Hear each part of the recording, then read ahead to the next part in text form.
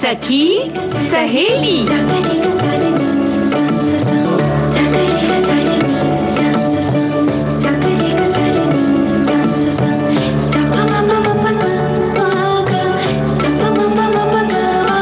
सखी सहेली।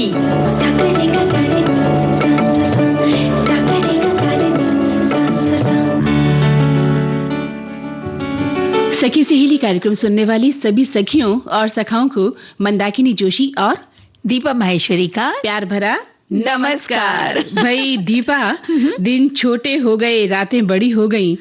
हे भगवान, कितनी ठंड हो गई। अच्छा, तो हम भी कुछ आपको सुनाते हैं। ठिठुरने का समय आ गया, मौसम का जादू छा गया। पहन लो जर्सी या स्वेटर, हमने फर्ज किया पूरा ये कहकर।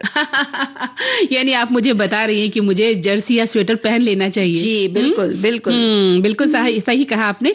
और देखिए, किसी ने क्या खूब लिखा है कि ऐसी सर्दी है कि सूरज भी दुहाई मांगे, जो हो परदेश में तो किससे रजाई मांगे। अच्छा, एक ये भी जनाब ने बड़ा खूब लिखा है कि हर कामयाबी पर आपका नाम हो, आपके हर कदम पर सफलता का मुकाम हो। ध्यान रखना, ठंड आ गई है, मैं नहीं चाहती आपको जुकाम हो। भाई मुझे तो जुकाम है, अभी आपके चाहने नहीं चाहने से क्या होगा बताइए। हम तो यही चाहेंगे कि अब आपका जुकाम और ये नजला बिल्कुल बहुत जल्दी ठीक हो जाए। तो आप शेरो शायरी पढ़ते रहना है इस कार्यक्रम में, या कुछ और भी कहना है? नहीं, बहुत सारी बातें करनी है भाई। बताइए। श्रोताओं को बताना है कि आज बहुत सारे हम अलग अलग विषयों को लेकर के आए हैं, जैसे जीवन में सुख और संतोष।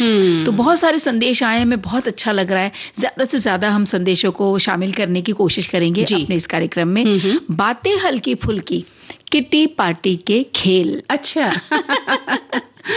तो इसमें ये है कि संदेश तो आए हैं, हमारे सखा भी बताएं कि क्या वो किसी किटी पार्टी में, जो कपल्स किटी पार्टी भी होती है ना, उसमें शामिल हैं। क्या उन्हें खेल खेलना पसंद है, या उन्हें अच्छा नहीं लगता, या वो कहते हैं घर में कि भाई महिलाओं को कह देते तुम लोग जाओ, हमें नहीं अच्छा लगता।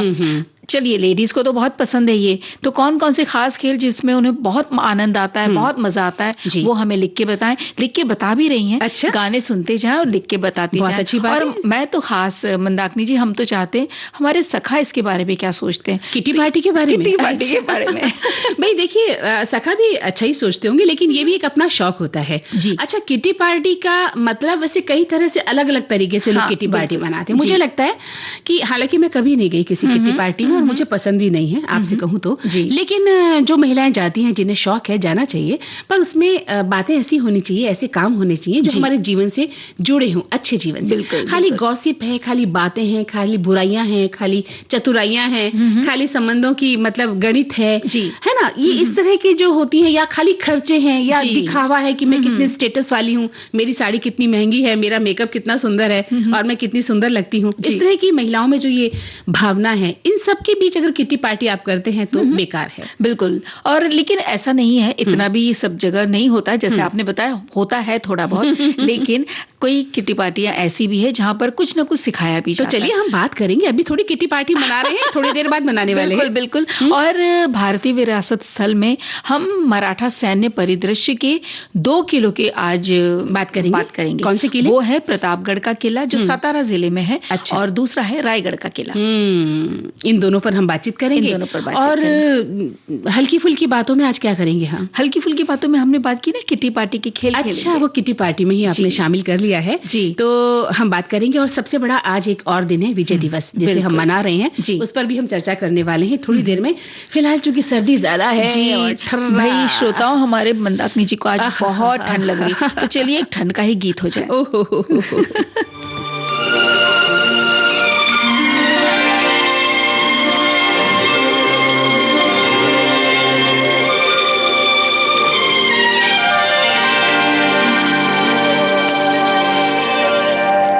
मुझको ठंड लग रही है, मुझसे दूर तू न जा।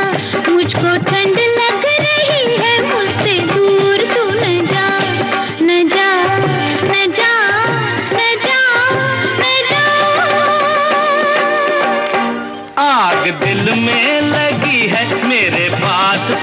आ, आग दिल में लगी है मेरे पास तू न आ, न आ, न आ, न आ, न आ। मुझको ठंड लग रही है मुझसे दूर तू न जा।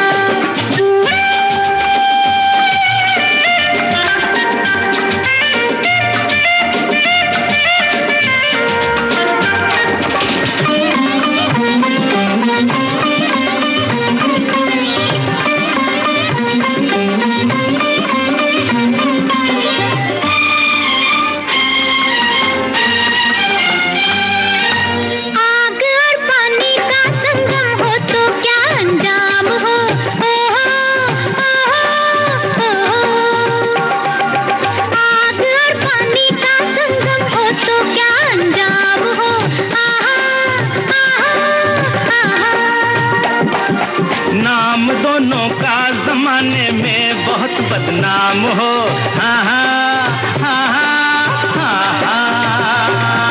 नाम दोनों का जमाने में बहुत बदनाम हो, हाँ हाँ हाँ हाँ हाँ। जो बदनामी का डर था तो फिर प्यार क्यों किया। मुझको ठंड लग रही है मुझसे दूर तू न जा, न जा, न जा, न जा, न जा। आग दिल में लगी है मेरे पास तू न आ।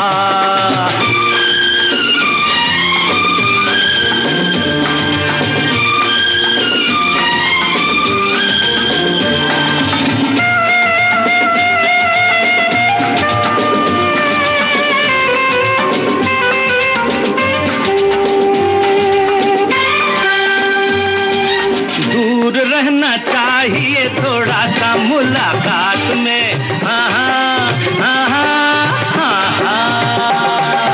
दूर रहना चाहिए थोड़ा सा मुलाकात में, हाँ हाँ हाँ हाँ हाँ। क्या कहा फिर से तो कहना हाथ लेकर हाथ में, ओहो ओहो। क्या कहा फिर से तो कहना हाथ लेकर हाथ में, हाँ हाँ हाँ हाँ। होश में रहने दे मत होश न बना, आग दिल में लगी है मेरे पास तू न आ, न आ, न आ, न आ, न आ। मुझको ठंड लग रही है मुझसे दूर तू न जा।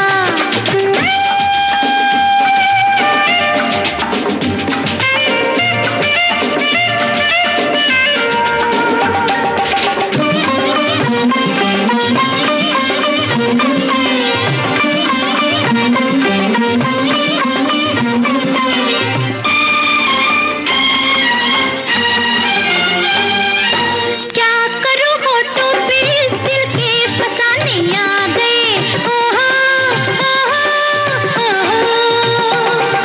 क्या करूं होठों पे इस दिल के फसाने आ गए, आहा आहा आहा। दो मुलाकातों में तुझको 100 बहाने आ गए, हे हे हे हे हे। दो मुलाकातों में तुझको 100 बहाने आ गए, हे हे ओहो ओहो। लोग सुनते हैं सारे आहिस्ता आहिस्ता। मुझको ठंड लग रही है मुझसे दूर तू न जा, न जा, न जा, न जा, न जा। आग दिल में लगी है मेरे पास तू न आ, आग दिल में लगी है मेरे पास तू न आ, न आ, न आ, न आ, न आ। मुझको ठंड लग रही है मुझसे दूर तू न जा। हमारे एक श्रोता ने लिखा है कि भाई ठंड के लिए तो अभी पूरी जनवरी पड़ी है। अच्छा। और हमारे यहाँ तो धूप खिली हुई है। हाँ, और उसके ही छत पर आनंद लेते हुए आपके कार्यक्रम के हम साथ हैं। क्या बात है, क्या बात है। तो आप ये बैठिए। बहुत अच्छी बात है, आपके यहाँ धूप खिली है तो बहुत ही बढ़िया बात है ये। बिल्कुल, इस मौसम में धूप लेना बहुत जरूरी है और अच्छा भी लगता है ना। जी बिल्कुल। हाँ, तो आज देखिए हम एक सर्दी की वजह से परेशान हो जाते हैं ना, कभी खांसी, कभी छींक, कभी जुकाम, हम कितने परेशान हो जाते हैं। और एक तरफ हमारे देश के जवान जो हर मौसम में साहस के साथ खड़े रहते हैं और देश की रक्षा करते हैं, हमें उनसे सीख लेनी चाहिए ना। हम छोटी सी बात पे परेशान हो जाते हैं, छोटी छोटी बातें, बुखार हो गया, खांसी हो गई, पेट दर्द हो गया, ये हो गया, वो हो गया, और हम तिलमिला जाते हैं ना। लेकिन वहीं हमारे सैनिकों की अगर जिंदगी पर हम नजर डालें तो बहुत कुछ सीख सकते हैं जो कि हम नहीं सीखते। इस वक्त तो न जाने कितनी जगह पे बर्फबारी भी हो रही होगी, बेहद ठंड पड़ रही होगी, लेकिन वो कमर कस के बिल्कुल मुस्तैदी के साथ खड़े हैं, बिल्कुल खड़े हैं। और इसलिए आज का जो ये दिन है विजय दिवस के रूप में हम मना भी रहे हैं। आज ही के दिन जो है 1971 यानी 1971 में भारत पाकिस्तान के युद्ध के बाद अगर बात करें तो हमारे देश को ऐतिहासिक जीत हासिल हुई थी और साथ ही बांग्लादेश एक स्वतंत्र देश बना था। तो 16 दिसंबर भारतीय सैनिकों के साहस और बलिदान को श्रद्धांजलि देने के लिए खास तौर से मनाया जाता है। जी, और मंदाकिनी जी, जब जब देश की सीमा पर संकट आया है, हमारे वीर जवानों ने उसका हौसले के साथ जवाब भी दिया है। वो घायल भी होते हैं, कभी हमसे जुदा भी हो जाते हैं, लेकिन उनके शौर्य और साहस की भावना सदा वैसे ही बनी रहती है। बिल्कुल सही कहा। और आज विजय दिवस पर हम उन शहीदों को नमन करते हैं जिन्होंने 1971 यानी 1971 में भारत पाकिस्तान युद्ध में देश को जीत दिलवाई और तिरंगे का गौरव बनाए रखा। मैं दो पंक्तियां उनके लिए कहना चाहूंगी कि लहू से जिसने इतिहास लिखा आज उसी जीत को सलाम है। लहू से जिसने इतिहास लिखा आज उसी जीत को सलाम है। विजय दिवस पर हर दिल में वीर जवानों का नाम है। क्या बात है।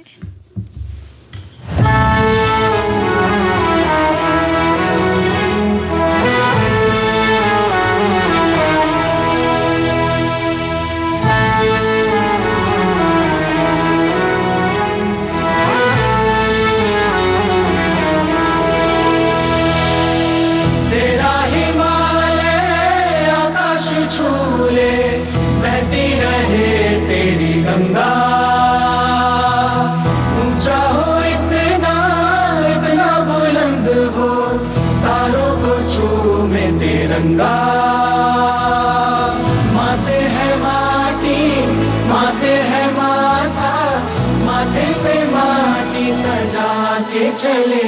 आए चलते रहे बेखौफ हवाएं, लहरा के झूमे तिरंगा। आजाद रहे आबाद रहे तू, तारों को झूमे तिरंगा। और इस बीच हम लेते हैं एक छोटा सा अंतराल।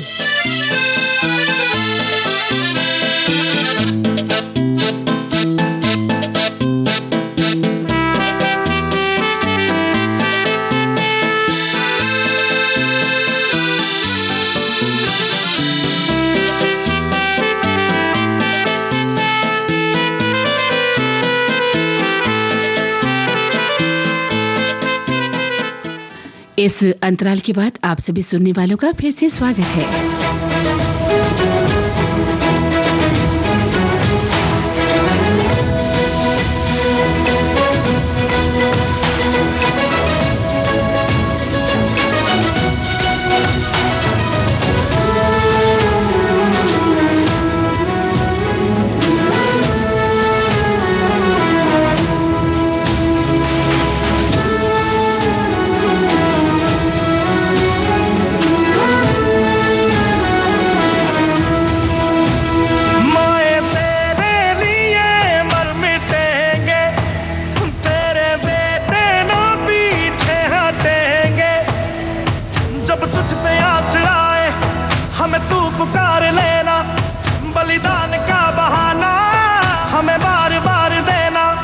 ये जो जानवान है तेरे सामने क्या है, कोई शूरवीर ही प्राण दान देता है।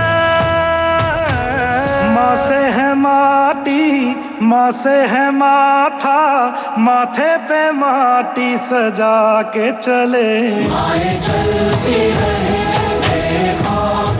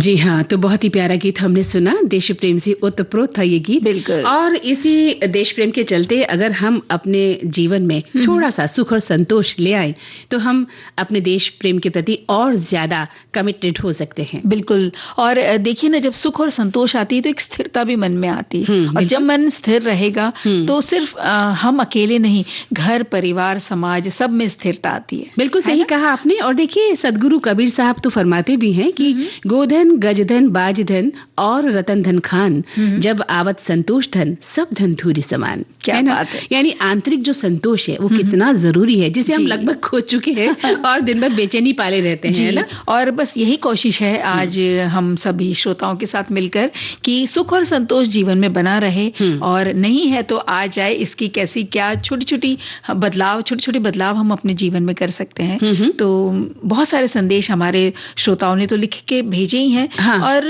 हमें क्या लगता है, क्या है सुख का अर्थ? जब बात ये निकलती अपने है, पास सब कुछ होता है फिर भी हम सुखी नहीं होते। सुखी नहीं होते। हाँ। क्यों ऐसा है कि संतोष सब कुछ होने के बावजूद भी हम इतने असंतोष से रहते हैं। और हमें लगता है नहीं अभी तो ये और बाकी है, नहीं हमें तो ये और बाकी है, बस मेरा घर हो जाए। घर हो गया तो ऐसा लगता है नहीं बस ये ऊपर की मंजिल और बन जाए, 2-4 कारें और हो जाए और तो कहीं रोक नहीं लग पाती, है ना। बिल्कुल सही कहा। और हम कई बार क्या होता है कि खुद तो असंतुष्ट होते ही हैं, परिवार के अन्य सदस्यों को भी हम ऐसा बना देते हैं। अगर कोई संतोष से जीना भी चाहता है तो हमारी जो खुद की जो इच्छाएं हैं, अभिलाषाएं हैं, वो इतनी हावी हो जाती है हम पर कि वो परिवार वालों को भी परेशान कर देती है। कई बार हम पड़ोसी को देखकर परेशान हो जाते हैं। हाँ। कभी अपने साथी संगियों को देखकर परेशान हो जाते हैं, वो हमसे ऊपर निकल गया और हम वहीं खड़े। अभी बहुत सारी चीजें हैं जो हमें असंतुष्ट कर देती हैं। तो इसलिए जीवन में सबसे जरूरी है मानसिक शांति, जिसे हम खो चुके हैं। और कोशिश करें हम कि कहीं ना कहीं तो अपने आप को रोकें। ये जो हमने घोड़े दौड़ा रखे हैं दिमाग में, उनको कहीं तो लगाम देना चाहिए। और वो कहा भी है ना कि किसी व्यक्ति के पास भले ही कम धन संपत्ति हो, लेकिन वो संतुष्ट है तो वास्तव में वो सबसे अमीर व्यक्ति। बिल्कुल सही है, जबकि हम उसे फिर गरीब मानने लगते हैं। हाँ, आज का जो फंडा है ना दीपा जी, जो व्यक्ति संतोष के साथ रहता है, सादगी के साथ रहता है, विचारों के साथ रहता है ना, हम उसे बहुत ही पिछड़ा हुआ मानते हैं जी। हमें कौन पसंद आते हैं? जो बहुत ही एक्टिव, स्मार्ट और 2 दूनी 4 करने वाले जो होते हैं ना, मतलब उनकी तरफ जल्दी आकर्षित होते हैं हम। ये स्मार्ट लोग, ये बात तो बिल्कुल है। लेकिन यही है कि फिर वहीं हमें ही, जो जैसे आप बोल रहे थे ना कि मन के घोड़े हमें ही, उन्हीं को जो संभल या संभालना है वो हमारे ऊपर ही है।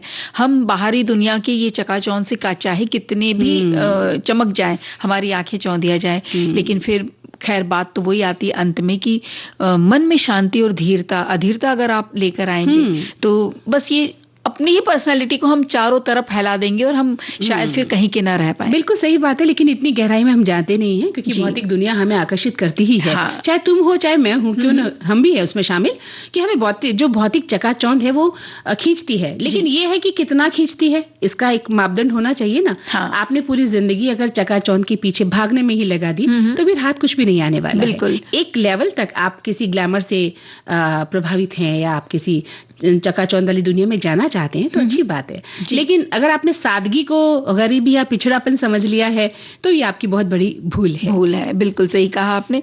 और जैसे कहते हैं कि संतोष सबसे बड़ा धन है। अगर हम संतोष करना सीख जाएं तो जीवन में कम चीजों में भी हम खुश रह सकते हैं, है ना मंदाकिनी जी? बिल्कुल। और मानसिक शांति जो हमें उसके बाद मिलती है उसका तो कहना ही क्या। और संतोष के बिना धन का कोई, देखिए, फिर मूल भी नहीं है। आप चाहे हमारे पास दुनिया भर की चाहे भौतिक चीजों की जो बात हो रही है ना, बहुत सारी सुविधाएं हैं, लेकिन फिर वो असंतोषी मन है तो फिर जैसे बात हो रही थी अभी कि दूसरों को परेशान करेगा, घर वालों को परेशान करेगा। अरे भाई, गाड़ी भी है, गाड़ी चलाने के लिए भी आपके पास है, आपके घर में स्टाफ भी है, लेकिन वो असंतोषी मन अगर चिड़चिड़ ही करता रहेगा तो ऐसा लगेगा कि सब कुछ तो है, अब और इन्हें क्या चाहिए। अब हमें यूं लगता है कि जो नई गाड़ी ट्रेंड में है, नई मोबाइल ट्रेंड में है, वो भी हमें खरीद लेने चाहिए। है ना। तो ये जो है, इस तरह की जो हम बातों में पड़े रहते हैं ना, वो सबसे बड़ा कारण है हमारे असंतुष्ट और दुखी होने का। ठीक है, तो छोटी छोटी बातें हैं, साधारण चीजें हैं, उसमें हमें खुशी ढूंढनी चाहिए और मिलती है। अगर आप ढूंढते हैं, आप अगर थोड़ा सा बारीक नजर डालते हैं तो आप खुश हो सकते हैं, ऐसी बात नहीं है ना। छोटी छोटी बातों से भी खुशी मिलती है। और खुद का ध्यान रखिए, पौष्टिक भोजन खाइए, व्यायाम कीजिए, समय पर नींद लें आप, और सकारात्मक सोच जिसे पॉजिटिव नेस कहते हैं, वो अगर आपके अंदर है तो आप अमीर हैं दुनिया के सबसे बड़े। बिल्कुल सही कहा। और दूसरों के साथ कंपैरिजन यानी तुलना बिल्कुल नहीं करनी चाहिए। अरे ये ऐसी है, मैं ऐसी हूँ, अरे इनके बाल इतने लंबे, मेरे तो बाल बहुत झड़ रहे हैं। अरे आपका कोई रीजन अलग हो सकता है, आपका कारण कुछ और हो सकता है, तो वो तुलना वैसी वाली ना हो। फिर उसके बाद में ये भी है कि हमेशा आभार व्यक्त करने की भावना बहुत जरूरी है। जब भी हम ग्रेटिट्यूड यानी आभार की भावना अपने अंदर पैदा कर लेते हैं कि जो है उसके लिए शुक्रिया अगर हम अदा करते रहते हैं, तो सच में मन में धीरे धीरे संतोष की भावना बढ़ने लग जाती है। लेकिन ये सब बातें हम पढ़ते तो हैं दीपा, फिर भूल जाते हैं। क्योंकि जैसे इस वक्त मैं तुमसे तुलना कर रही हूँ कि तुम्हारे सूट का रंग काला है और मेरे सूट का रंग भूरा क्यों है। है ना। जी हाँ, ये भी हो सकता है, ये मन में आ सकता है। क्या आपके मन में आया है? बिल्कुल आया। इससे ही तो हमें बचना है ना? बिल्कुल, इससे ही हमें बचना है। हमारे श्रोता लिख भी रहे कि जीवन में सुख और संतोष दो अलग अलग भावनाएं हैं, फिर भी वो एक साथ चलते हैं। जब हम अपने जीवन में संतोष के साथ रहते हैं तो छोटी छोटी खुशियों में भी, छोटी छोटी बातों में हमें आनंद मिल जाता है।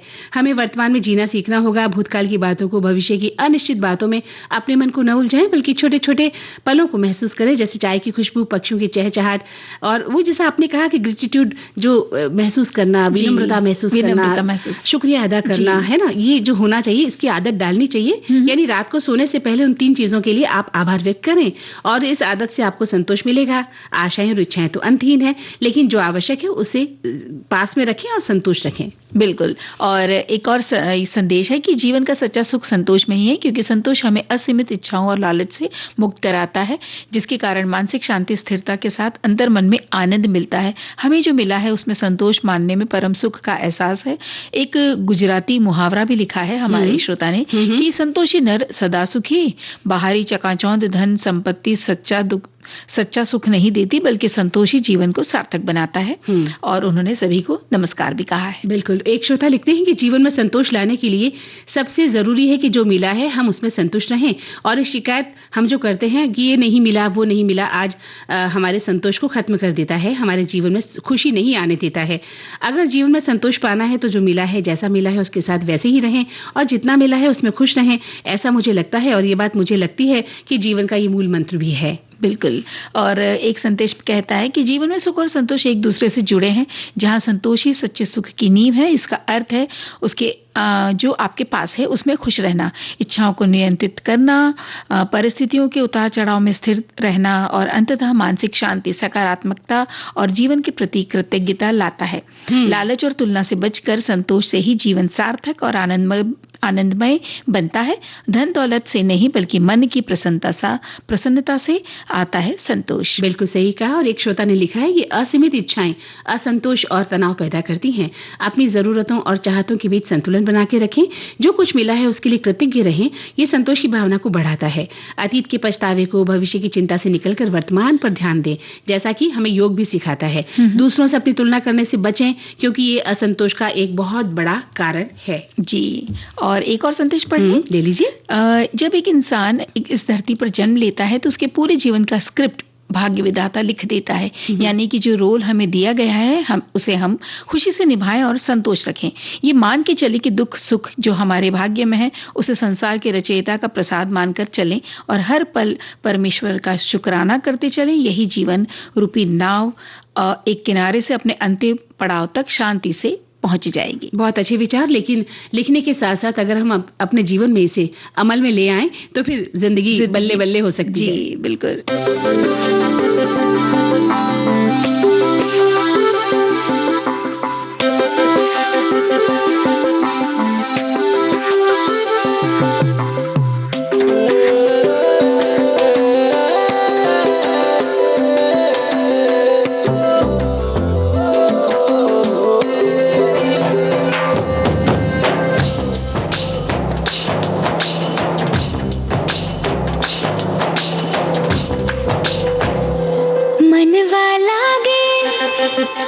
मनवा लागे लागे रे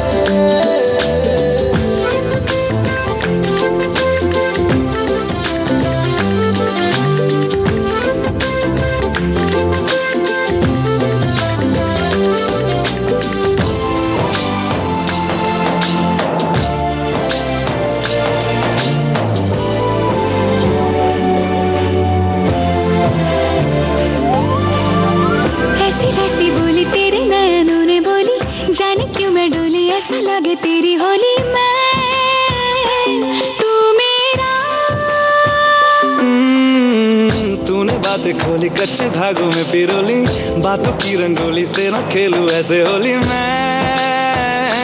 ना तेरा।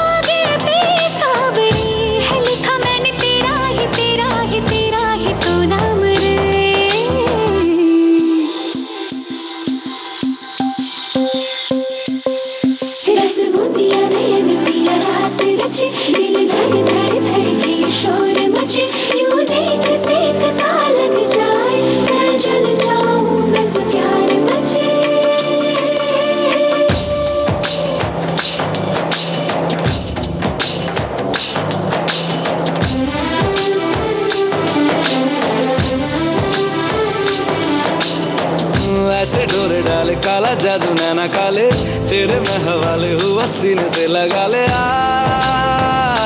मैं तेरा। ओ दोनों धीमे धीमे जले आजा दोनों ऐसे मिले। दीपा जी, सखी सहेली कार्यक्रम में अब वक्त है एक अंतराल का।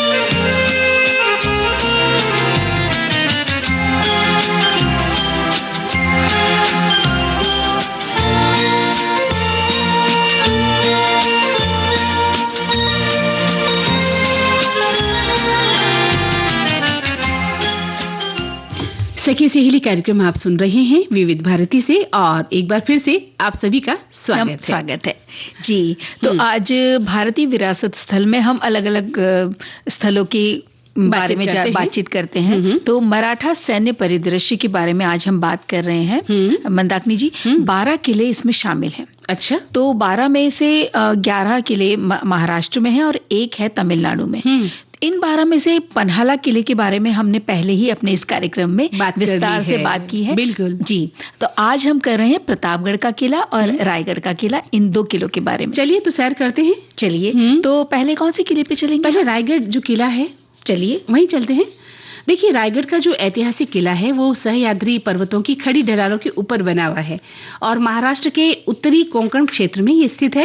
ये भव्य किला कभी मराठा साम्राज्य के संस्थापक छत्रपति शिवाजी महाराज की राजधानी हुआ करता था। दीपा जी, और किले का आरंभिक निर्माण एक सामंती सरदार ने करवाया था जिनका पश्चिमी घाट के क्षेत्र पर नियंत्रण था। और 1656 ईस्वी में शिवाजी ने इस पहाड़ी गढ़ पर अपना कब्जा कर लिया और फिर काफी मरम्मत भी करवाई उसकी और इसका विस्तार भी किया, यानी इस किले को बहुत बढ़ाया भी। बिल्कुल सही कहा। और छत्रपति शिवाजी ने इसका नाम रायगढ़ या शाही किला भी रख दिया। जी। अगर भौगोलिक तौर पर देखें तो किले का बहुत महत्व है क्योंकि 3 तरफ से गहरी घाटियों से ये किला है ढका हुआ और सामने की ओर से बने खड़े रास्ते में भी आप पहुंच सकते हैं और विशाल आकार का है। शिवाजी ने रायगढ़ को अपनी राजधानी बनाने का निर्णय लिया था क्योंकि इसको एक विशाल स्वरूप उन्होंने दिया था। जी, और 1674 ईस्वी में इस किले में ही शिवाजी का राज्याभिषेक भी हुआ था और छत्रपति की उपाधि भी उन्होंने यहीं उन्हें मिली थी।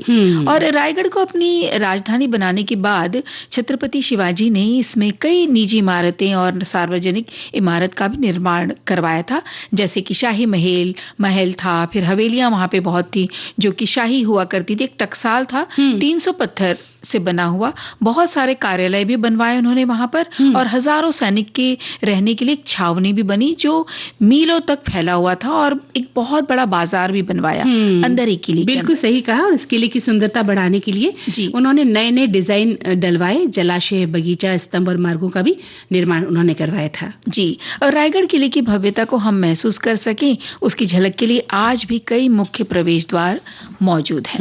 बिल्कुल हैं जी। तो जो दरवाजों की हम बात कर रहे हैं ना, तो एक दरवाजा है जिसका नाम है जीत दरवाजा। जीत यानी जो हम जीत विजय भव। तो जीत दरवाजा नीचे की तलहटी से किले तक पहुंचने के लिए इस्तेमाल किया जाता था, और कई सारे बुर्ज हैं, और उसमें से जो सबसे खास है वो है खूब लड़ा बुर्ज। यहाँ से चारों तरफ से हमलावर कहाँ से आ रहे हैं, कहाँ से छुपे हुए, उस पे नजर रखी जा सकती थी। और लगभग 350 साल पहले बना महादरवाजा मुख्य प्रवेश द्वार है, जिसकी भव्यता आज भी हम देख सकते हैं। इसमें 2 विशाल बुर्ज मौजूद हैं जो लगभग 20 मीटर ऊंचाई के हैं। जी, है ना? और बिल्कुल। और मुख्य द्वार के अलावा एक और दरवाजा है, उसका नाम है पालकी दरवाजा, जो खास तौर पर शाही महिलाएं और रानियों के लिए बनवाया गया था। तो ये इसके लिए जाने का रास्ता भी थोड़ा अलग ही था। फिर एक और यहाँ पे बनावट है, उसका नाम है नगर खाना दरवाजा। अच्छा। ये शाही सिंहासन के सामने एक 3 मंजिली इमारत हुआ करती थी, और इसका निर्माण शिवाजी महाराज ने करवाया था ताकि यहाँ पर जनसभाएं आयोजित हो सकें, दूतों से मिला जा सके। तो ये सारे जितने काम होते थे ना, वो यहीं पर होते थे। बिल्कुल सही कहा। और किले के नीचे की अगर हम बात करें, एक विशाल कृत्रिम जलाशय भी बनाया गया था, जिसमें किले के पत्थर की विशाल संरचना का प्रतिबिंब भी देखा जा सकता है। जी। और इसके अलावा यहाँ पर एक प्रसिद्ध शिव मंदिर की संरचना है, जिसे जगदीश्वर मंदिर कहा जाता है, और आज भी यहाँ कई भक्त मंदिर में आकर पूजा करते हैं। जी। 1600 ईस्वी में छत्रपति शिवाजी महाराज की मृत्यु के बाद इसी मंदिर के पास में उनकी समाधि भी बनवाई गई। बिल्कुल, 1680 ईस्वी था ये। 1680 ईस्वी में हुआ था। 1680 ईस्वी। और जिस पहाड़ी पर ये किला बना है उस पर इसके अलावा 3 और आकर्षक स्थल हैं। उत्तर की तरफ टकमक टोक, पश्चिम की ओर हीराकणी बुर्ज, और भवानी टोक के जो पूर्व में भी स्थित है। जी। तो रायगढ़ का किला तो हमने ये देख लिया, जान लिया, और क्या इसकी ऐतिहासिक महत्वता है ये भी हमने समझा, इसकी विशालता को हमने समझा। और अब आप हमें लेकर जा रही हैं प्रतापगढ़ किले की तरफ। जी बिल्कुल। महाबलेश्वर से ये मंदाकिनी जी लगभग 24 किलोमीटर दूर है। पश्चिमी घाट के जो बिल्कुल जो घने इलाके होते हैं ना, उसमें बीहड़ जो इलाका कहते हैं हम, वहां पे बना है ये प्रतापगढ़ किला। महाराष्ट्र के जो समृद्ध इतिहास है, वीरता है, या जो रणनीतिक जो कुशलता उस वक्त हुआ करती थी, उसका एक ये बहुत सुंदर प्रतीक है। और अगर आप साहित्य इतिहास प्रेमी हैं, या रोमांच के शौक रखते हैं आप, या प्रकृति के से प्रेम करते हैं, तो यहाँ पर जरूर जाना चाहिए। बिल्कुल सही कहा आपने। और छत्रपति शिवाजी महाराज द्वारा 1656 में निर्मित इस किले ने मराठा इतिहास के कुछ सबसे महत्वपूर्ण क्षणों को भी देखा है, और उन्हीं के आदेश पर महत्वपूर्ण पार दर्रे की सुरक्षा, साथ ही नीरा और कोयना नदियों पर नियंत्रण बनाए रखने के लिए इस किले का निर्माण भी किया गया था। जी। प्रतापगढ़ किला आज भी याद किया जाता है 1659 ईस्वी के उस ऐतिहासिक युद्ध के लिए, जब शिवाजी महाराज और उनकी सेना ने बीजापुर सल्तनत के शक्तिशाली अफजल खान को परास्त किया। इस युद्ध में न केवल शिवाजी की जो सैन्य रणनीति को प्रदर्शित किया हुई वो उस वक्त, बल्कि इस क्षेत्र में मराठों की पकड़ को भी मजबूत बन गई वो। बिल्कुल सही कह रही हूँ। और सह्याद्री पर्वतमाला की प्राकृतिक सुंदरता के बीच बना प्रतापगढ़ किला अपनी वास्तुकला के लिए तो पहचाना ही जाता है, साथ ही किस तरह से रक्षा की जाए वो सैन्य इंजीनियरिंग भी देखने के लिए बहुत ही कमाल की चीज है। जी बिल्कुल। किले को दो मुख्य भागों में विभाजित किया गया है, जिसमें से प्रत्येक किलेबंदी और रक्षा के लिए एक विशिष्ट उद्देश्य पूरा करता था। बिल्कुल सही कहा। और 1080 मीटर की ऊंचाई पर स्थित है ऊपरी किला का एक महत्वपूर्ण निगरानी और रक्षा केंद्र। बिल्कुल। और इसकी मजबूत बुर्ज और विशाल दीवारें आसपास के क्षेत्र को जो बिना बाधा के दृश्य हम देख सकते हैं वहां पर, और जिससे योद्धा मीलों दूर से दुश्मन की गतिविधियां होती थी उसको पता लगा सकते थे। आज भी किले की रणनीतिक पोजीशन से पश्चिमी घाट के जो सुंदर दृश्य हैं हम वो देख सकते हैं। और जितने भी वहाँ पे जो घूमने वाले पर्यटक हैं और इतिहास प्रेमी हैं, ये एक खास स्थान बनता है उनके लिए। बिल्कुल, और वो आते भी हैं और उसका जो है आनंद भी उठाते हैं। जी। पहाड़ी की ढलानों पर अगर हम बात करें तो एक बना हुआ है निचला किले का भाग, और इस निचले हिस्से ने किले के अंदर की बनावट और संरचनाओं की रक्षा में महत्वपूर्ण भूमिका भी निभाई है। जी। कई बुर्जों, गुप्त भागने के रास्ते हैं, गुप्त मार्ग से युक्त किले का ये भाग है। इसके वास्तुकारों की रणनीतिक कुशलता का एक बहुत ही उत्कृष्ट उदाहरण माना जाता है। और निचले किले ने त्वरित वापसी और जवाबी हमले सुनिश्चित किए हैं, जिससे प्रतापगढ़ युद्धों के दौरान एक ऐसा गढ़ बन गया जिसे कभी नहीं जीता जा सकता था। जी, किले के सबसे पूजनीय स्थलों में से एक भवानी मंदिर है, जहां माना जाता है कि शिवाजी महाराज को भवानी तलवार भेंट की गई थी, जिसने उनके कई युद्धों में महत्वपूर्ण भूमिका निभाई थी। पास ही में अफजल खान का मकबरा है, जो बीजापुर के उस सेनापति का अंतिम विश्राम स्थल है जिसने उसे प्रतापगढ़ में पराजित किया गया था, जो आगे चलकर मराठा इतिहास का एक महत्वपूर्ण मोड़ बना और एक महादरवाजा कह सकते हैं आप, जो मुख्य प्रवेश द्वार है। वहां से गुजरते हुए आप इस किलेबंदी की समृद्ध इतिहास को देख सकते हैं, जिसे शत्रुओं को दूर रखने के लिए बनाया गया था। बिल्कुल, आपने बहुत अच्छी सैर करवाई है दीपा हमें, और हमारे श्रोताओं ने भी इस पर अपने विचार रखे हैं। जो विचार हमने दिए वही हमारे श्रोता कह रहे हैं। जी, तो हम सभी श्रोताओं को धन्यवाद देते हैं और सुनते हैं गीत सुनने के पहले एक बात हम अपने श्रोताओं से कहना चाहते हैं कि किटी पार्टी के लिए आपने बहुत सारे अनुभव तो लिखे, पर हम जानना चाहते हैं और क्या कोई खास आप गेम्स खेलते हैं या कोई ऐसी घटना या अनुभव जिस दिन आपको बहुत मजा आया, बहुत आनंद आया, तो वो सारे अनुभव भी हमें गाना सुनते जाएं और शेयर करते जाएं। लेकिन हाँ, कई बार क्या होता है दीपा, ऐसा भी होता है कि कई घरों में किटी पार्टी में नहीं भेजा जाता, तो आप उसकी भी बारे में बता सकते हैं कि हमारे घर में इसको पसंद नहीं किया जाता और हम स्त्रियां घर पर ही बैठकर अपने काम करती हैं, गृह उद्योग करती हैं, घर में अन्य चीजें बनाती हैं, तो ये भी एक बहुत बड़ी किटी पार्टी ही है। अगर आप मशगूल रहती हैं अपने कामों में और बहुत काम करती हैं घर के, तो अच्छी बात है। तो लिखिए अपने विचार और बताइए कि आप किटी पार्टी कब गई, क्यों गई, वहां क्या हुआ, कैसे हुआ, और क्या बात आपको अच्छी लगती है, क्यों जाती हैं आप, और अगर बुरी लगती है तो क्यों लगी, क्यों आपने जाना क्यों छोड़ दिया, या घर परिवार वालों को पसंद नहीं, आपके पतिदेव को पसंद नहीं किटी पार्टी में जाना, वो नहीं भेजना चाहते, तो इसके बारे में भी आप हमें लिखें। बिल्कुल, अपने विचार शेयर करें। और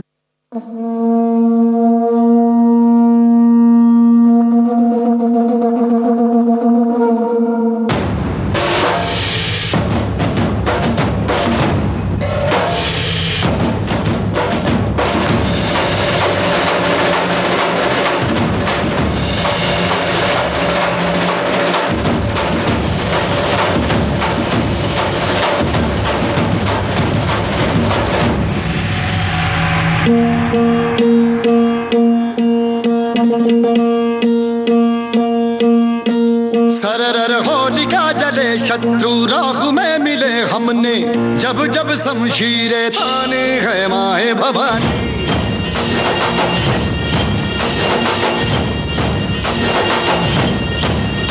नन आंधियां उठे शत्रु जड़ से ही मिटे हमने, बात यही मन में ठाने है माया भवानी।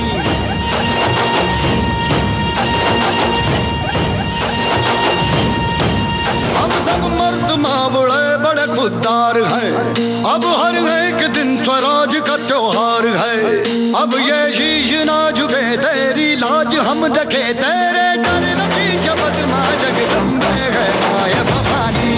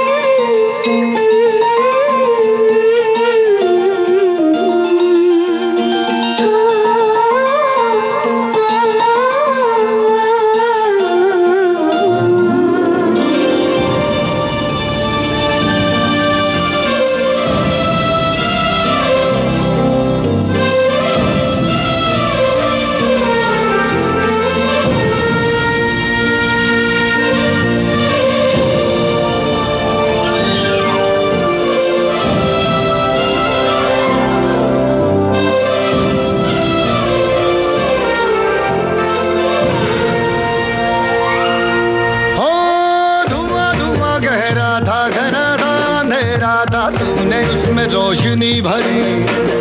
है दान दिया भक्ति का, दान दिया शक्ति का, तूने ही तो झोलियां भरी। जो भी बरसों बरसों तरसी थी आई इन होठों पे हंसी। अम्बे माता तेरी कृपा से मेरे घर में आई खुशी। हम चट्टान से डटे कभी ना राह से हटे, हमने बात यही मन में ठानी है माय भवानी।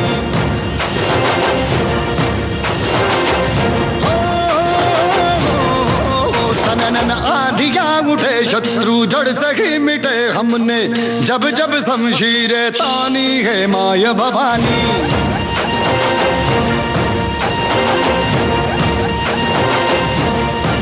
हम सब मर्द मावड़े बड़े खुददार हैं, अब हर एक दिन स्वराज का त्योहार है।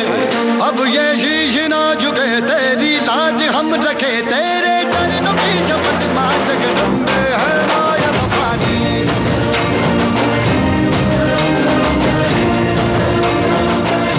है माय भवानी।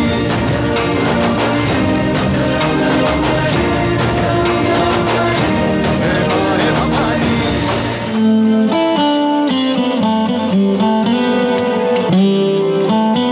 इनसे मिलिए। इस कार्यक्रम में मिलने आ रहे हैं एक ऐसे फनकार जिन्हें पदार्पण में ही प्राप्त हुआ राष्ट्रीय पुरस्कार। बचपन में ये फिल्म देखी थी दूरदर्शन पे और मुझे काफी इम्पैक्ट किया था इस फिल्म ने। और जब मेरी माँ वापस आई ऑफिस से तो मैंने उसको एकदम कस के गले लगाया था कि मुझे छोड़ के कभी मत जाना।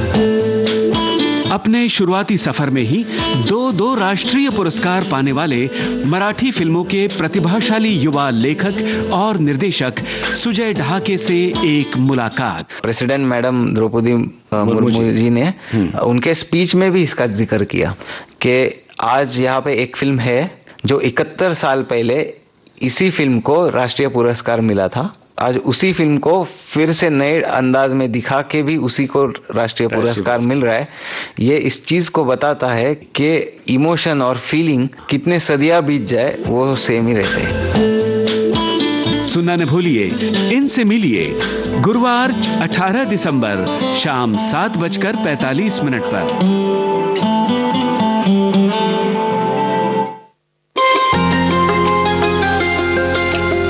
एक उपन्यासकार, एक कहानीकार और एक व्यंग्यकार डॉक्टर सूर्यबाला जल्दी आ रही हैं विविध भारती पर। पिता के अंदर मेरे बहुत दुर्लभ गुण थे।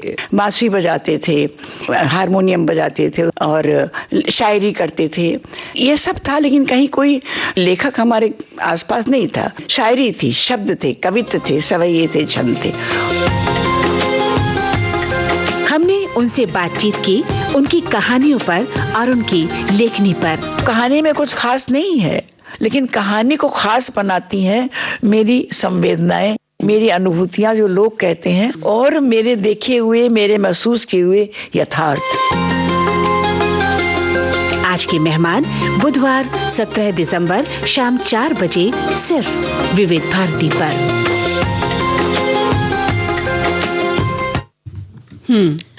तो मंदाकिनी जी चलो चले किटी पार्टी पे। किटी पार्टी पे? आपने कहा था ना कि आपने किटी पार्टी कभी कोई ज्वाइन नहीं करी। तो चलिए आज हम किटी पार्टी की इस दुनिया में चलते हैं और साथ में अपनी सारी सखियों को और सखाओं को भी लेके चलते हैं। देखते हैं वो क्या कह रहे हैं और उनकी कैसी होती है उनके घर में पार्टियां। अच्छा लगता है नहीं? किटी पार्टी में मैं तभी जाऊंगी जब मैं पहले सारे विचार पढ़ लूंगी कि किटी पार्टी को लेकर हमारे सखी और सखाओं के विचार क्या हैं। अच्छा चलो ये ठीक है भाई, इस बात को हम मान लेते हैं। एक श्रोता लिखते हैं कि किट्टी पार्टी में एक बार गई हूँ, मगर वहाँ का माहौल और लोगों का व्यवहार मुझे देखकर बहुत दुख हुआ, जहाँ एक दूसरे के कपड़ों, बॉडी शेम, अपने पतियों और ससुराल वालों की बुराइयों पर ठहाके लगाकर मजाक उड़ाया जाता है। मुझे पसंद ही नहीं है। मुझे वो दोस्त ज्यादा अच्छे लगते हैं जो मेरी जरूरत पर रात या दिन समय नहीं देखते। मैं अपनी ऐसी 4 सहेलियों के साथ समय ज्यादा खुशी से बिताना महसूस करती हूँ। ये मेरा अपना विचार है और मेरा अपना अनुभव है। जी देखिए, सबका अपना विचार, अपना अनुभव होता है। तो अगर उन्हें ऐसा लगता है कि उन्हें नहीं अच्छा लगता, लेकिन उनकी वो जो 4 सखियां हैं वो अच्छी हैं, उनका साथ अच्छा है, उनका साथ अच्छा है, तो ये भी तो बहुत अच्छी बात है। और कहीं ना बढ़िया। कहीं देखिए, इनके मन में कहीं सुख संतोष भी है, वो खुश हैं 4 दोस्तों के साथ। बिल्कुल, तो ये बहुत होना सारे लोगों चाहिए। के साथ वैसा भी होता है ना कि 1 या 2 दोस्त हो गया हमारे लिए बहुत होते हैं, है ना? जिनके हजारों दोस्त होते हैं। मैं कई बार सोचती हूँ क्या सचमुच इनमें दोस्ती है? बिल्कुल। और एक हमारी सखी ने लिखा है कि हमने एक बार रस्सी कूद का भी गेम खेला था, बहुत मजा आया। कोई तो बिल्कुल भी कूद नहीं पाया और कोई तो इतना सारा कूदे कि उन्हें बहुत आनंद आया, क्योंकि रस्सी कूदना तो हम भूल ही गए हैं ना। तो ये अगर इस तरह का कुछ गेम्स रखेंगे तो मंदाकिनी जी आप चलेंगी? देखना पड़ेगा मैं कूद पाऊंगी कि नहीं कूद पाऊंगी। अच्छा, अभी भी विचार नहीं बनाया आपने? देखना पड़ेगा। ये तो ठीक है, आगे के संदेश पढ़ते हैं, शायद अब मन बन जाए आपका। हाँ, अगला संदेश है कि किटी पार्टी में खेले जाने वाले गेम हमारा मनोरंजन तो करते हैं, साथ ही हमारे मानसिक क्षमता, बुद्धिमानी की परख भी होती है, हमारे ज्ञान को बढ़ाया जाता है। कुछ गेम हमारे भाग्य पर निर्भर होते हैं। वैसे किटी पार्टी में खेला जाने वाला सबसे कॉमन गेम है हाउसी, जो सबसे ज्यादा लोकप्रिय भी है, और इन गेम में जीते जाने वाले छोटे छोटे उपहार हमें अनोखी खुशी दे जाते हैं। ये बात तो बिल्कुल सही है। और ये इसके लिए किटी में जाने की भी कोई जरूरत नहीं है, होती है मंदाकिनी जी। आप घर में भी ये हाउसी गेम खेल सकते हो और खूब मजा आता है। अच्छा, हाँ, तो ये जब भी होगा ना तो हम आपको जरूर बुलाएंगे। और किटी पार्टी का एक ये जो संदेश हम पढ़ रहे हैं, किटी पार्टी का मूल उद्देश्य दोस्ती, नेटवर्किंग और तनाव से राहत होता है, इसलिए पुरुषों और महिलाओं दोनों के लिए समान रूप से काम करती है। पुरुष किटी पार्टियों में अक्सर बिजनेस, खेल, राजनीति या जो उनके कोई शौक है वैसे विषयों पे चर्चा करते हैं। एक श्रोता लिखते हैं कि मंदाकिनी जी, एक बार हमने खुद ही गेम बनाया कि 1 मिनट में गीतों की एक लाइन लिखो। सबको एक पेज दिया, पेन दिया, सबसे ज्यादा गाने लिखे एक ने 14। अरे वाह, तो हम नहीं खेले। अच्छा, आप नहीं खेले? हाँ, अगर आप खेलते तो शायद 14 के से ज्यादा लिख पाते हैं। मुझे तो लगता है नहीं लिख पाते, तभी तो होस्ट बन के बैठ गए। अच्छा, ऐसा वाला गेम होगा तब तो आप आएंगी। हाँ, मैं 14 की जगह 20 गाने लिख दूंगी। क्या बात है, यानी कि आप जीत के ही मानेंगे। चलिए, एक अच्छी बात है। अच्छा, एक संदेश कहता है कि सच बताऊं तो मुझे किटी पार्टी का कोई शौक नहीं है। मेरी कई सहेलियां किटी पार्टी करती हैं, मुझे भी ज्वाइन करने के लिए बोलती हैं, पर ना मुझे कोई शौक है ना मुझे अच्छा लगता है। मेरे पास इन सब चीजों के लिए समय नहीं है। ऐसा नहीं है कि मैं दोस्तों से मिलती नहीं, दोस्ती का तो शौक बहुत है और महीने में एक बार हम लोग कॉलेज, यूनिवर्सिटी के दोस्त मिलते भी हैं, पर किटी में जो गॉसिप होती है वो मुझे अच्छा नहीं लगता। बिल्कुल सही बात है। हाँ, आगे क्या लिखती हैं? और एक संदेश और है कि हमारे यहाँ किटी पार्टियों में किटी पार्टी के बदले में रात को घर के सारे संगे संबंधी, घर के कपल बैठ जाते हैं और सुख दुख की बातें करते हैं चाय के साथ। हाँ, ये अच्छी बात है। अगर इस तरह की किटी पार्टी आप करते हैं तो भाई इसी बहाने बैठना होता है अपने परिवार वालों के साथ, और कहीं कोई किसी को किसी भी चीज की जरूरत है तो वो बातें भी निकल आती हैं। उसके सुख दुख हैं वो हमें पता चलते हैं। हमारे मन में क्या चल रहा है हम उन्हें बता सकते हैं। एक ने लिखा है कि किटी पार्टी में खेलों और चाय नाश्ते तक तो ठीक है, लेकिन रुपए पैसे से खेलना नहीं होना चाहिए। सुना है ऐसी पार्टियों में द्वैत क्रीड़ा भी होती है और वीसी भी खेली जाती है, वो नहीं होना चाहिए, और नशा भी नहीं होना चाहिए। जी, ये बात तो बिल्कुल सही कहा आपने कि इस तरह की बातें नहीं होनी चाहिए। और एक कहते हैं कि किटी पार्टी का मतलब है कि किसी के घर को डिस्टर्ब करना, ये एक सखा का मानना है। तो हो सकता है ये उनकी निजी विचार है और उनका अपनी जगह। एक बात कहना सही भी है कि आप किसी में घर में जाते हैं, 4-4, 6-6 घंटे बिताते हैं, तो उस घर की व्यवस्था डामाडोल तो होती ही है। अब उस घर का पुरुष किटी पार्टी खेल रहा है या महिला खेल रही है, बाकी अन्य सदस्य तो परेशान हो गए ना, वो तो आपकी हाजिरी में लग गए जी, तो उनका दिन भी बर्बाद होता ही है। सही कह रहे हैं, बिल्कुल, ये भी लेकिन ये अपने शौक है। जब आपका शौक किसी तरह का होता है तो आप इन बातों पर ध्यान नहीं देते। सबसे बड़ी बात है कि हम नेगेटिव बातों की ओर ध्यान नहीं देते जी, अगर आपको पसंद है। हाँ, सबसे बड़ी बात है। लेकिन हर चीज के साइड इफेक्ट्स होते हैं ना। ये बात भी बिल्कुल ठीक है। अच्छा, एक संदेश कहता है कि किटी पार्टी बातें हल्की फुल्की, यानी कि पार्टी में जाना कई हद तक सही है, एंजॉयमेंट हो जाता है, हम अपने तनाव को भूल जाते हैं। लेकिन कुछ लोग किटी पार्टी के चलते इतने पागल हो जाते हैं कि अच्छा नहीं है। हालांकि किटी पार्टी बहुत अच्छी चीज है, मुझे लगता है कि एंजॉयमेंट है, लेकिन उसके कारण पूरे परिवार को भूल जाना ये कोई अच्छी बात नहीं, जैसे हम अभी बात कर रहे थे। और ये इस तरह की चीजें नहीं होना चाहिए। बिल्कुल सही कहा इन्होंने। और एक श्रोता लिखते हैं कि अपनी लेडीज किटी पार्टी में ये गेम खेलने के लिए आपको टिश्यू पेपर के 2 रोल और एक बड़ी छड़ी चाहिए। छड़ी को पकड़ने के लिए 2 सदस्यों को नियुक्त करते हैं या इसे कहीं फिक्स कर देते हैं। छड़ी में टिश्यू पेपर के 2 रोल डालते हैं और आप गेम खेलने के लिए तैयार होते हैं। नीचे दी गई तस्वीर से स्पष्ट हो जाता है कि आपको रोल को छड़ी में कैसे डालना है। अब जब छड़ी और टिश्यू रोल तैयार करना है तो गेम खेलने के लिए किसी एक सदस्य को बुलाना है। लो, ये तो हमसे ही किटी पार्टी में खेल खिलवाने लगे भाई। तौबा तौबा। आगे बढ़ती हूँ मैं तो, मुझसे तो ये गेम नहीं खेला जाएगा। अच्छा, ऐसा है। एक श्रोता लिखते हैं कि जब एक ही जगह पर एक आयु की महिलाएं, नवविवाहित और बुजुर्ग साथ बैठती हैं तो पारिवारिक और सामाजिक माहौल मिलता है। पहले महिलाएं अक्सर गली मोहल्लों में एक दूसरे से झुंड बनाकर बात करती थी, पर वो खुद से अनभिज्ञ होती थी। हर महिला के अंदर कोई न कोई टैलेंट होता है, पर उसे परफेक्ट मंच नहीं मिलता, जिसके कारण वो इधर उधर की बातें करके अपना समय व्यतीत करती थी। लेकिन आज महिलाओं का रूप बदला है। वो एक दूसरे की बुराई करने के उस माहौल से निकलकर समाज की दूसरी समस्याओं पर नजर रखती हैं। वो कोई भी संस्था बनाकर, क्लब बनाकर दूसरों की मदद के लिए हमेशा तैयार रहती हैं। क्या बात है। और एक ये आया है संदेश कि हमारे घर में जब भी किटी होती है तो हम गेम में प्राइज हमेशा पौधे रखते हैं। तो जो जीतता है वो हमारे घर से पौधा लेकर जाता है और हमेशा याद रखते हैं कि ये गेम हमने जीता था और हमें इस जीतने पर ये पौधा मिला था। जी, तो ये भी एक अच्छी बात है। ये गिफ्ट तो मुझे भी पसंद है। चले इनके यहाँ, चलिए इनके यहाँ चल सकते हैं, या फिर आप यहीं पर मुंबई में स्टूडियो के बाहर हम गेम खेल लेते तो आपको पौधा दे दिया जाएगा, है ना। लेकिन खाने में क्या रखोगी? जो आपको पसंद हो। क्योंकि आपको पसंद नहीं है तो हम शुरुआत में वो रख लेंगे जो आपकी पसंद हो। अगली बार हम अपनी पसंद की चीज रखेंगे। चलिए, तो अब एक गीत सुन लेते हैं, मजा लेते हैं किटी पार्टी का। चलिए।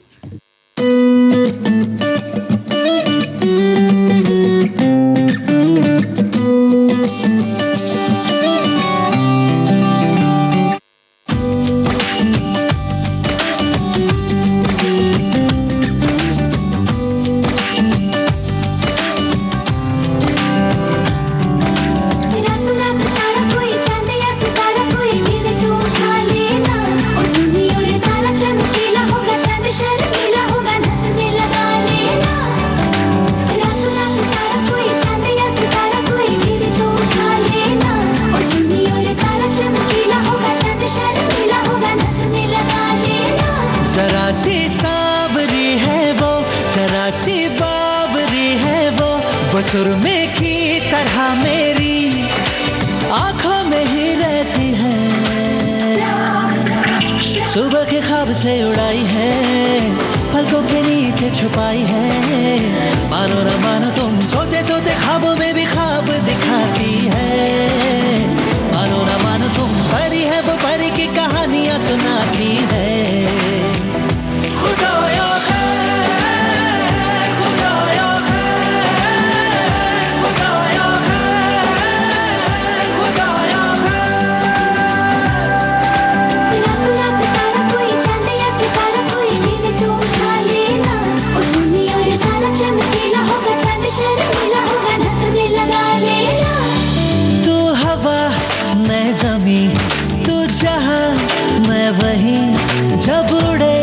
मुझे लेके क्यों उड़ती नहीं,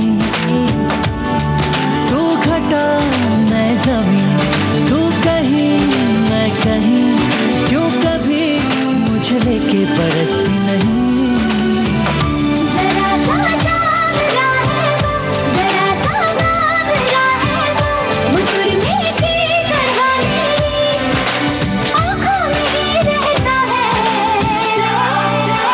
सुबह के ख्वाब से उड़ाई है, पलकों के नीचे छुपाई है। मानो न मानो तुम सोते सोते ख्वाबों में भी ख्वाब दिखाती है।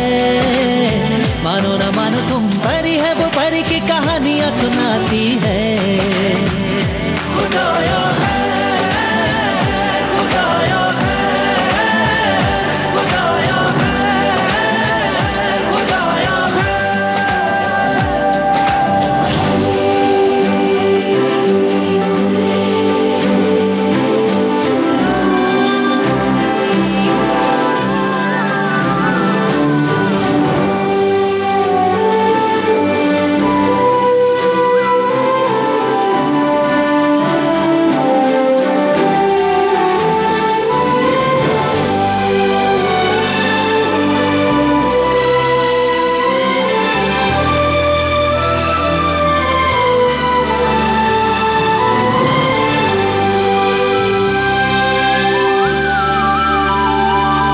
जब दांत में उंगली दबाए या उंगली पे लट लिपटाए, बादल ये चढ़ता जाए हो।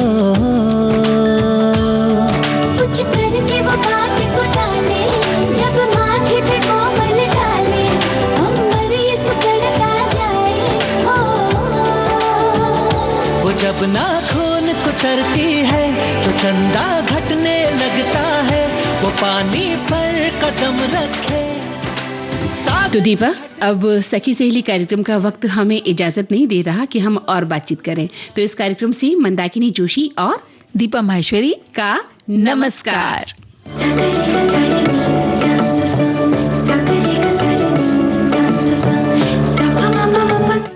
कार्यक्रम की प्रस्तुतकर्ता अनुश्री पाठक। सखी सहेली।